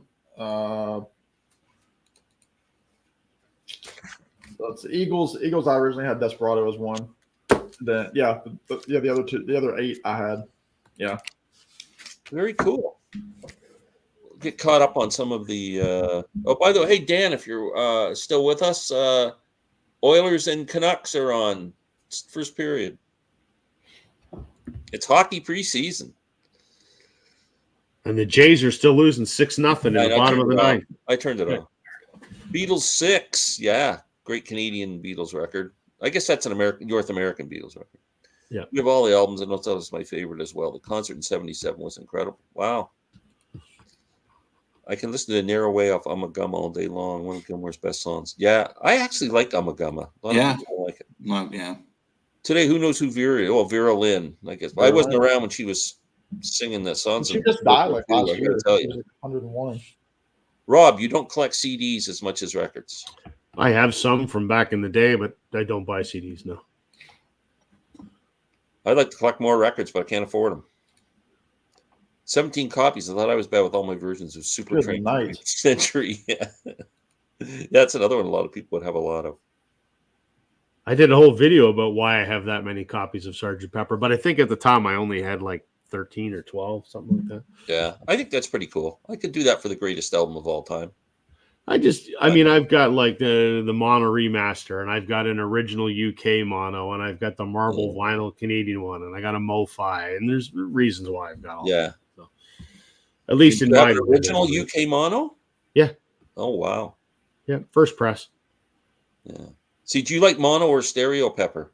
Mono. Me too. Yeah. That's when the Beatles albums were coming out. I had a mono record player. That's what we had in the family home. We didn't have a stereo, and I bought the mono records when you could buy mono or stereo, and that's Yep. what I grew up with, and I still like that, and I like the mix on the mono too. All my UK first pressings are all mono. Wow. There's only a couple I'm missing. Well, you but could be a millionaire. You sell those. Well, they're expensive. Yeah. They're not mint, but they're in very good playable condition and they sound good. But I bought mono because that's the mix that the band was involved in. Yeah. That's their vision of the album. They handed off stereo and someone else did it. Yeah. So I wanted the albums as they intended from their country. So that's why I went that way. I don't mind the, speaking of Sgt. Pepper and stereo, the Giles Martin stereo anniversary edition I think is pretty good, but I still default to the mono version all the time. Yeah, I like the mono the best. You guys should pick straws, and the winner has the best list. Oh, okay. I'll draw the straws. I won. Okay.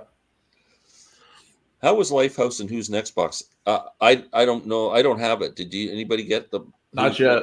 It will happen. I'm gonna get the big set, but it's still too high for me. It's like It's way too high. But I did get the 2 CD set, and the second disc is fantastic. I love it. Every track. It really whet my appetite to get the box, but there's no way I'm paying $400.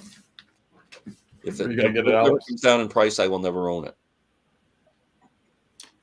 I don't know. In the same boat as waiting. I mean, my buying habits. I try to. I mean, I'm sure it's a great set, and like all that stuff's great. But like, I feel like I've bought the same album too many times. Yeah. Which is great. Like, I don't regret those, but also it's like, would I rather spend money on that or rather spend money getting something I don't already have? I mean, granted, there's so much good stuff on there, but yeah. You know what I kind of wish they would do with box sets is just stick to the music. Like, you get a beautiful book. I don't know how much that book adds value or adds to the cost of the production of the set, but yeah, I don't know if you guys are like me. I get a box set and it comes with this great big hardcover book. You look at it once, you put it in the box, it sits on the shelf, and you never see the book again, ever.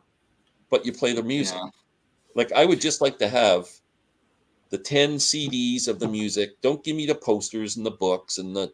I don't mind the book. It's when they start doing stuff like have a commemorative button and a replica tour, backstage pass. Who gives a shit? Yeah. Well, that stuff. And the other thing with box sets for me, I think, is unless it is a artist that I am obsessed with, which there aren't a ton of them, I don't get as excited about hearing demos or hearing how songs used to be as much as super fans are. You know, I was like, what was it? The Doors, the last several record store days, have done some extended versions of, you know, box sets of LA Woman or Morrison Hotel. And it was like one of those, there were 7 versions of Roadhouse Blues. Yeah. And it was like, I'm sure, you know, for a Doors fan, like they're probably eating that up and they're loving that for the super fan. But for me, I don't get a ton of listening enjoyment out of. Now, if it's extra stuff, like stuff we've never heard before, or songs that didn't make the record, or very different arrangements, but a lot of times I feel like it's just a, you know, here's a scratch demo of what the song started as, and it just doesn't get me as excited as. Well, it's funny because like I mean, I've talked about this too, because I mean, obviously, I'm a huge Dylan guy, like Glenn is, and the bootleg series that have been coming out for the last 30 years now. The one, The Cutting Edge, which covers the 65, 66 era, it's like one whole disc is just like a Rolling Stone. And I'm like I can't warrant spending like $120 to get this thing that I know I'm just not going to listen to. But then like on the other side, I'm like, that's the only like deluxe set that I don't have too. I've got the 2 disc set, which it's the time period, right? Like, I mean, I'm the same as you with that, Sam. I have never bought it, and I'm dying to have it, but I know I'll listen to it and go, oh my god, how many versions of like a Rolling Stone do I need to hear? Glenn, I know you did a review of it, but I remember watching it. But you got like the extended version of Time Out of Mind, right? Which is great. I think that's a great set. Like, there's some great stuff on here. And that one doesn't have a lot of filler because the first disc, it's the original album, but it's got the Lenoir production stripped, and then you have like a whole disc of like him like on the Never Ending Tour doing those songs like from 2001, and then you got the demos. You got a disc of songs that didn't make the record, so like you're getting it's kind of like any of like the Petty stuff that comes out. Like they don't put out filler. The Dylan camp is hit or miss with those like the Basement Tapes one is, unless you love the Basement Tapes, that stuff is like raw, like rudimentary kind of stuff on that set. But yeah, the time out of mind one is that this is curated to be like an enjoyable listen. It's not like historical, documentation. Okay, Marcia has an idea here. She says you should let us in the comments decide whose list is the best. So I'm going to put the list up while we're talking here, and then we can just carry on, and you guys can vote if you want to. Thanks, Marcia. Yeah, Yanks game over. Love baseball. Yeah, and Art's a Yankees fan, but don't let him shit all over the Jays' playoff hopes there, Art. Cool. When you think the new Beatles song coming out, I don't know. Probably October, November. Probably, well, it'll be November by now. It'll be November. It's coming out with the Red and Blue albums, right? What a waste that is. There's still no official on that. I mean, they're supposed to be enhancing with more songs or something. They should have just Red and Blue is fine the way it is. Yeah. Give us an anthology 4. We don't need the Red and Blue again because we don't. We're getting these mega sets, and if they're going to remaster those earlier tracks, just give us the earlier album with the Giles Martin mix. They've already remastered Red and Blue. They did it in 2014. Oh, that's right. They did. Yeah, they did it when they put out the American box set. Right. Yeah. Did you know the Queen vinyl box set is actually heavier than their music they made on the game? And Vancouver's playing the Oilers and highly doubtful. Oh, okay. Yeah. Well, Breakfast in America hasn't had an audiophile re-release since 1982. What could be the holdup? I don't know. I wouldn't mind seeing some Supertramp stuff come out. I get the feeling it's because Roger Hodgson and Rick Davies hate each other so much. You an Oil fan or something? We get the hockey fans now fighting each other. Dan, born and raised. Anyone interested in Van Halen Sammy Hagar Years box set? I am. Josh, the flip side is I like the Sammy Hagar Van Halen years better than the Roth years, so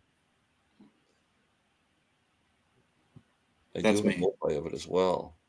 You can say it's the City of Champions still sign up on the highway. That sign must be getting rusty. Like the sign in Montreal. One vote for Rob's list is the winner. Oh, Rob.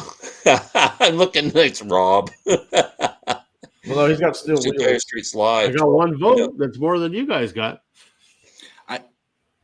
Are you guys interested in live Dire Straits? The 2 live albums that they had out.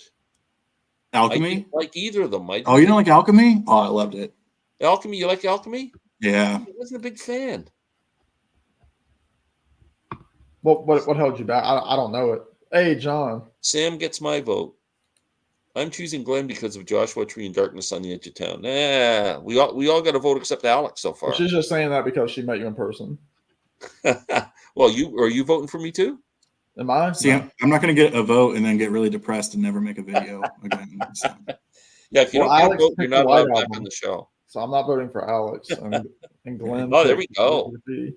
I like Glenn's because Physical Graffiti is the game breaker. Nah. I just got a text from Jason on vacation. He's going to vote for my list. I don't know what happened to the Sometime in New York box set. They don't even talk about it anymore. So, but that was the Dylan from like the 84-ish time area. There was like Infidels, era. Yeah. So that was something that was one of those, Amazon was running ridiculous prices on that for a while. Of like, I think I picked that up for $15 or $17. Yeah, but did you get the was it the full CD set or was it the It was the vinyl set. the two vinyl set I got for like $18. Yeah, I get that too. I've got I've got it still sealed because I'll never listen to it, but I'm like I'm gonna grab that. Yeah, I mean, it was like, but back in the box set thing, and I think Dan made the point earlier about the Sammy Hagar era stuff. Like, to me, that is for anybody who's like a Van Halen / Van Hagar fan, was not just a box set. Those records were sorely out of print and never received any sort of reissue. And so that's the first time people are able to buy Balance or For Unlawful Carnal Knowledge, which are, I mean, call them bootlegs, I call them counterfeits. But I mean, counterfeits of those go for $300, $400, $500 for the counterfeit. Wow. And so that box set of I think it's 5 or 6 LPs is something like $100. And so it's like for records that were so sorely out of print and never got a real reissue, sorely needed for people who were in that, who wanted that sort of stuff. It's on vinyl or CD? The Van Halen is vinyl. It's like a 5 or 6 LP set. Wow. For $99 or something. Yeah, that's pretty good. That's great value. But it's 5 or 6 different albums, right? Yeah. So it's like you're being able to pick up those records for the first time, instead of, and no disrespect for the people who love that stuff, but I feel like so many box sets now where, get this 12 LP set of like demos and like, oh my gosh, like how many different versions of that can I hear? But yeah, I don't know. That's like Glenn, one of my favorite. I know you picked it up, but one of my favorite box sets, because I don't buy a ton. But one of my favorites was the one that Steven Wilson did, Intrigue, of the progressive sounds of the 80s or whatever it was. It's great. It's a great set. And just a full, most of those artists I don't have. Me too. I'm just kind of discovering some artists from that I'd never paid any attention to. Wire was one that I had never heard in my life, and all of a sudden they went, "Wow, that's a cool song." That's an amazing set because it's all different artists. How many artists in that set? There must be like 60. Oh gosh, yeah, because I think the vinyl is it maybe it's like 6 LPs. I mean, it's chunky. But it's funny. It's all different artists, but it's very cohesive. It doesn't sound like like it jumps or anything. It was really well put together. Great set. I really like that set. It's something different to listen to, and they did a good job on that. Are you a Steven Wilson fan, Alex? Oh, I'm a huge Steven Wilson fan. In fact, if you would have watched the live stream from last week, you got a shout out because I pointed that Hand Cannot Erase was my favorite album of the 2000s. So. Oh yeah, me too. Yeah, yeah, in my top 5 albums of all time. What's the next concert on the docket there, Alex?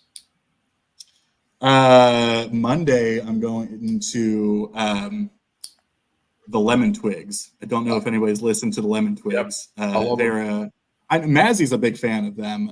So was the Beach Boys and the Zombies are big fans. Yeah, so that's these 2 brothers, the Diodario brothers out of New York, and they sound like the Raspberries. I mean, it's like it is one of those groups that you're like, what year is this? Because this does not sound like 2023. But I saw them, and I was a big fan. But I saw them open for the Killers last year, and that was just cool to see them. But they're playing a super small club here in Columbus next Monday, so I'll be going to that. Shout out Tim. If you're into if people are into Raspberries, more of like the really artsy Todd Rundgren type stuff, more of like the power pop, but not quite to like the Big Star Badfinger power pop. No. More of like the New York artsy schmaltzy type of power pop. The Lemon Twigs are just awesome. They also did, when Michael Nesmith died, they did a great live version of Joanne by Michael Nesmith. Just the 2 of them on acoustic guitar. Yeah, and I love their most recent record, Everything Harmony. I think it came out earlier this year. That was a great record. I'm on Tuesday. I'm seeing the Wallflowers for Oh yeah. Oh, I'm excited. They're back around. I should look up and see if they're coming up here. I saw them back in. I saw them last April, and it was killer because they did I'd love to see them. In the encore, they did "The Waiting" by Tom Petty, which was killer. Mm. And then like they did like half of the new Exit Wounds album. So I'm excited for that. And then next Saturday, I'm seeing Mike Campbell finally. Oh, the Dirty Knobs? Yeah. Oh, yeah. nice. Oh, man. I'm so ready. Killed to be at either of those. That's got to be that one I'd love to kill to go to. And obviously, I'm going to see Steve Hackett a week more. Because, he's got Ferroni on the drums like that. I'm excited to see two Heartbreakers. Wow, that's very cool. Yeah, that's going to be a dream for me. I might weep. Art is going to have to go with Glenn. New Steven Wilson Friday. Good luck getting it, Art. If you got it pre-ordered and you've got any kind of a notice saying that you're going to get it, let me know because I'm not hearing good news about delivery on this thing. Think Larry's picks would mirror yours? No. Larry's much more arty than I am. Oh my God, the Lemon Twigs are amazing. I'm going to have to listen to them. You ever heard Power Pop band Baby Lemonade? Never heard of them. Anybody? Nope. Alex, Teenage Fan Club songs from Northern Britain is a killer rootsy power pop album from 19,997. In the year 2525. You could argue they're ahead of their time. That's Future Man. Well, I love the I don't know if Alex knows this. Do you know the Velvet Crush album, Teenage Symphonies from God? No, I've heard of it though. They just reissued it. They reissued it at the beginning of the year, and I'd never heard of it either. But it's fantastic. They do a Gene Clark song on it, but it's 90s power pop perfection. It's bubblegum. It's wonderful. I mean, I'm all in on like this sort of like power pop resurgence that's happening. I mean, Steve at All the World's a Stage, has given me a couple shout outs on some of his videos because I recommended a band called the Velvet Insane to him, which is a band out of Sweden that is right out of the Big Star, Big Star, Badfinger, Mott the Hoople, early Mott like playbook, and they're just awesome, and there's so much of it, and it's just great. Did you grab that Midnight Callers album? I haven't grabbed it yet. It's Big Star. It's Cheap Trick. Oh yeah. A little bit of T-Rex. Yeah. I hear so much Cheap Trick in them. Like almost like punk is not the right word, but almost like the punkier side of power pop. It's some underground. Versus I hear more Cheap Trick than like Badfinger or something like that. But yeah, I mean it's great. And there's so much of that. It's just the coolest. And they're out of New York, I think, too. Yep, they are. When we did a spontaneous chat on Saturday afternoon, and Rob and I and Marcia and that, Marcia mentioned that band from Montreal, The Chain. Yeah. Did you listen to them? I did. I really liked it. I did too. And this band's from Montreal, and they made one album. I can't remember the name of it now, but Marcia bought the vinyl, and the vinyl's like impossible to find, I guess. Yeah. And I looked at on Discogs, and I found the CD. A guy in Canada selling the CD for $2.99. There you go. It cost me $6.99, including shipping. He's mailed it out on Monday, so I'm anxious to get it because I thought they were really good. Speaking of Discogs and stuff, and I know you're a fan of this artist, and I got to ask because I got a lead on a rare vinyl pressing. Sky Wallace's album from 2019, the self-titled. Is it any good? It's fantastic. Better than the second one. Really? Yeah. Because there's one listing for it on Discogs. A guy down in the States has it reasonable, and I thought about buying it because I love Terribly Good. Oh, you like the second one? You'll love the first one. Okay, I'm gonna probably pick it up then. Yeah.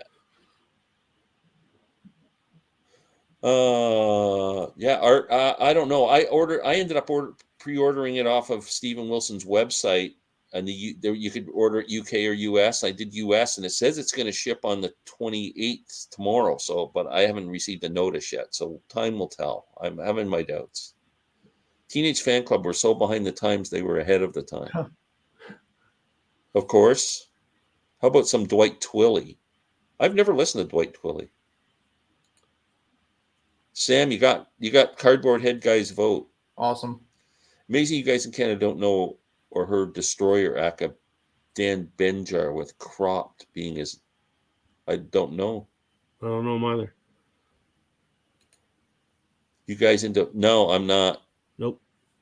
I have two of them. I have the Channel. I Reader got Brothers. CDs, but I only listen to the 2-channel. I don't listen to surround. Yeah, I'm not. My system's not good enough for that. So glad you guys liked the Chains album. Yeah, it was really good. Yeah, I got to find it. Great garage band. Just perfect. Yeah. Glenn, did you say you were seeing? Makes you wonder what happened to them, Glenn. Why there was only one album? I don't know. And I don't know any of the guys that are. I listed up the names of the guys in the band, and I don't think they don't think they went on to do anything that I'm familiar with. At the post office now or something. Maybe. Yeah. Glenn, did you say you were going to see Steve Hackett? Yeah, next not tomorrow, but the Thursday after at Massey Hall. That'd be a great show. Is he doing Foxtrot stuff? Pardon me? Is it the Foxtrot and Beyond or that's Foxtrot? Yeah. Oh man, that'd be so good. Yeah. I'm really excited because I'm not a Genesis fan, but I freaking love when he does the live stuff. Yeah, such a great guitar player. He's so great. Way. Yeah, I think it's gonna be a cool show. And I mean, perfect venue too, right? Yeah. It's gonna be really good. Whereabouts do you live, Alex? I'm in Columbus, Ohio, home of the most disappointing and embarrassing hockey franchise. Well, especially with Mike Babcock. I'm like, I joke all the time. I'm like, I really want to root for the hometown team, but they make it really difficult. So, yeah, that was a big mistake. Tragic. Steve Hackett is scheduled to play a small hall here in Fort Myers in Florida in October. Wow. Mark, you should go if you haven't seen him. And I advise anybody to pick up any of the live albums he's been putting out over the last few years. The Genesis live stuff, he just brings it to life for me. I just think it's amazing. I think that's so funny but awesome, Glenn, that you don't like any of the actual Genesis live albums, but you love. I don't even like the Steve Hackett studio albums, but you love the Steve Hackett doing versions of those records. I know it's weird, eh? That's hilarious. Especially the first one when he had all the special guests like John Wetton and Jack Jaksic and all that. That's my favorite one. That's funny. Mike Babcock did some of his best coaching in Columbus. True. Yeah. I mean, he had no losses in his time here. Undefeated. Yeah, he's undefeated. Yeah, he's just gonna go crawl in a hole somewhere. That's it. He's done. I hope. Yeah. We can't talk hockey here. Sam doesn't know what the hell we're talking about. That's not a sport. And we don't want to Sam, talk. You got to travel right now. I was like, Sam, you got to travel far for your shows. They close. You waiting for anything? What? You waiting for anything? You got anything on order? Anybody? Well, I asked you, but anybody? Oh, I didn't know. I'm trying to think. I got a few things from Acoustic Sounds. They had a big sale, and they came in 2 different packages. I got a Nick Lowe album for like $10. A couple Nick Lowe albums, really cheap on vinyl. There are a few. I mean, I'm still waiting. Willie Nelson put out his bluegrass album. Disappointed. Color me disappointed. I listened to it. It's not bluegrass. Well, it's his. I was hoping he was going to do a bluegrass album with bluegrass songs, but all he did is take On the Road Again and Good Hearted. Oh, I knew. Bluegrass instruments. I knew that. Oh, I didn't like that at all. Like, stop it, really. That doesn't bother me. You only know 2 songs. But no, the thing is that the CD and the vinyl come out at different times, and I ordered them at the same time. So I've got to wait for the vinyl to come out before my package comes. So I haven't actually heard the full thing yet. But the big thing for me is that my Dirty Knobs video is my most viewed video, and I think it's because people think it's something else. But and was it a short too? No, it wasn't a short. It was my reaction to Bob Dylan and the Knobs, like 2.8 thousand. It was a guy wearing shorts showing his dirty knob. Yeah, right. But yeah, anyway. Wow, that's that I still don't have the second Dirty Knobs album. I still got to get that. Why you shouldn't be waiting. You should be getting that. Sam, I did see that your subscribers shot up though. Yeah, I did two Van Halen shorts that somehow got me like 20 subscribers, and then The Dirty Knobs one got me like another 6 or 7. I picked up about. You know, those aren't real subscribers though. According to Glenn, right? Thank you, Alex. Yeah. Says the guy with 2,000 subs. Yeah. They're bots. Yeah. Rob and I are down here just trying to keep up with our host. Yep. Hey, I got 5 now. Hey. Sam, I'm thinking about holding the contest. My push for 10 subscribers. What do you think? I don't even know if I've subscribed to your channel yet, Alex. There's nothing to subscribe to. That's the joke, you know. Alex is never going to make a video. He's just going to see. That's how my much ploy. he can throw it. I'm just going to do I'm just going to do parodies on the VC, and so that's what I'll do. I'll do a push for 10 subs. That's funny. This is interesting. Rob and I might have a battle here. Any thoughts on the panel on the Rumors Live album? Glenn doesn't like it, and I do. Snooze fest. No, I don't think it's that at all. Is it the most energetic performance ever? I enjoy it. I think it's a very good. Nix's voice sounds really weird when she sings "Landslide." Yeah, she sounds like she's took a shot of helium balloon or something. Her voice is really weird. It's a little bit weird. She talks. It sounds funny. Yeah. Maybe there was something wrong with the cocaine she had that night. It's cocaine. There's something in it. There was something. I enjoyed the record. I thought it was good. I think songs that were really good, but most of it to me I thought was. Well, that's fine. You can be wrong. You know, it's fine. The songs are all amazing, and the band's amazing. So, my only complaint about it is color me disappointed more than anything else. I was expecting something a bit more. I don't know. I was ready to go. Maybe I wanted too much. I don't know. I would call myself satisfied. Am I thrilled? No. Am I satisfied? Yeah, I really like it. Will I listen to it regularly? I've listened to it twice. I've listened to it twice now, and I'll never listen to it again. That's fine. I enjoy it because I love. If Fleetwood Mac puts it out, I'm going to buy it. Yeah, because I love the band that much and every incarnation of the band. So I really like it. My only complaint about it is I don't think they should have called it Rumors Live, because to me, Rumors Live carries the connotation that it is the Rumors album played live, and it's not. It's performance at the LA Forum. They just meant the Rumors tour. From the Rumors tour, but yeah. Then maybe it should have been called, Fleetwood Mac Live at the Forum 77. Yeah, I agree. It's not really Rumors Live, and that's okay because there's stuff from the self-titled album, which I think is equally great. Mm-hmm.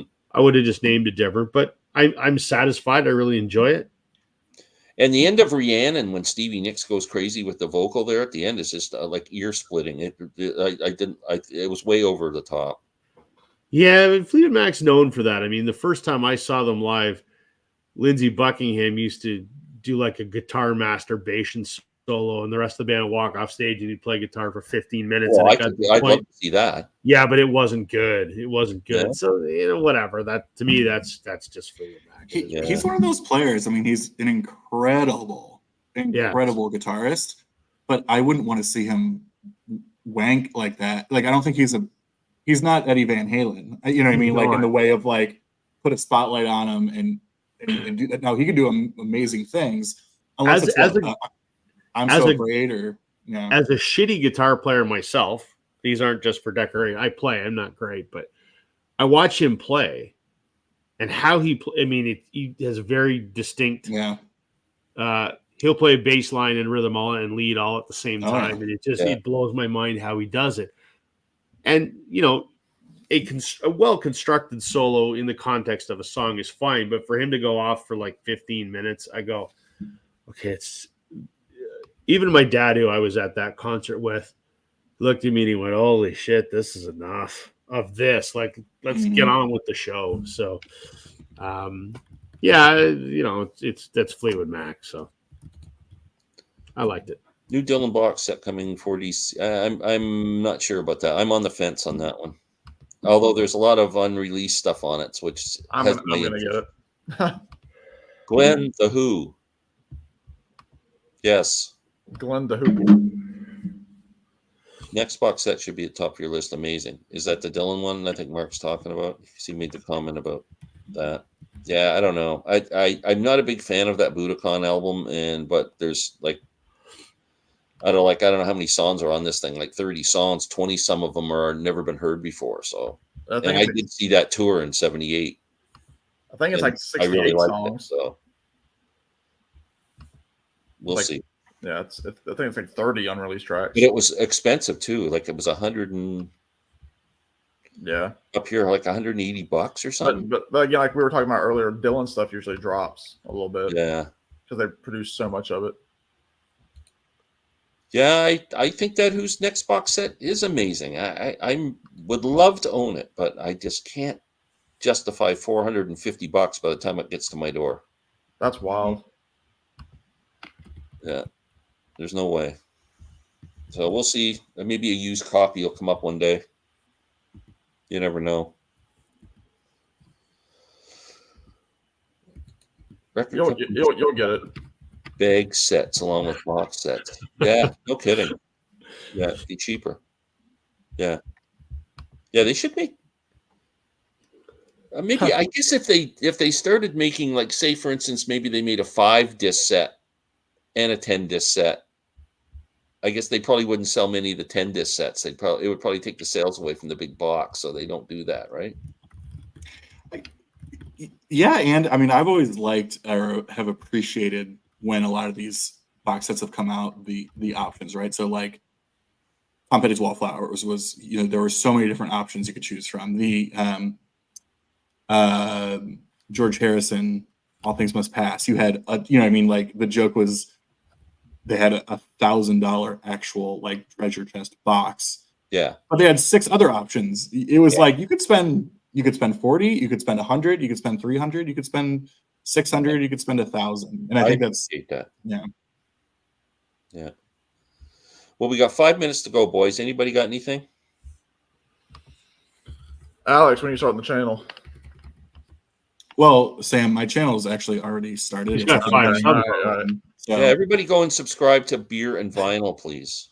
I'm pushing for 10 subs, y'all. Appreciate you 14 all. people watching, and you've only got 5 subs, so there's 9 people that you should have 9 more subs in the next 5 minutes. I'm following hot on Sam's heels, chasing down 900. I'm at like 880. Oh, we'll do a short on something. I've been doing shorts. Did you know Andy Summers is the same night as Steve Hackett? I wonder where Andy Summers is playing. He'd be pretty cool to see. He's an underrated guitarist too, Andy Summers from the Police. Oh yeah. There's a great documentary on Amazon Prime, I think. Andy Summers, kind of his life story in the Police and how he dealt with the breakup and the whole. It's a really interesting documentary. I'm impressed with sound quality for a live 77 recording, one of the better ones. The best is Tom Cochran Red Rider live with the Edmonton Symphony Orchestra. Phenomenal recording. I have never heard that. Procol Harum with the Edmonton Symphony Orchestra is a fantastic. I did see that they're doing a Gary Brooker tribute show. Are they? Clapton is spearheading it, yeah. Oh, wow. That'd be pretty cool. Yeah. Super jealous you're seeing Mike Campbell and Wallflowers, Sam. They'll never cross the Canadian border. They don't seem to. Wallflowers were up here last summer and the summer before. They played the Molson Amphitheater. And Royal Theater. Oh, wow. That's I would love to see Andy Summers. I think that'd be a great show. Wow. Very cool. Well, boys, thanks for participating tonight in the fun little game. Thanks for joining us, Alex. Always a pleasure. Appreciate the invite and appreciate the ongoing support. When that first video drops, you'll know. All right. Perfect. Well, yeah, we'll be there. Sayonara. That's the only Japanese word I know, I think. Take care, Bye, guys. Everybody have a great night. Thanks so much. Everybody. Thanks for watching. Take care. Bye, all.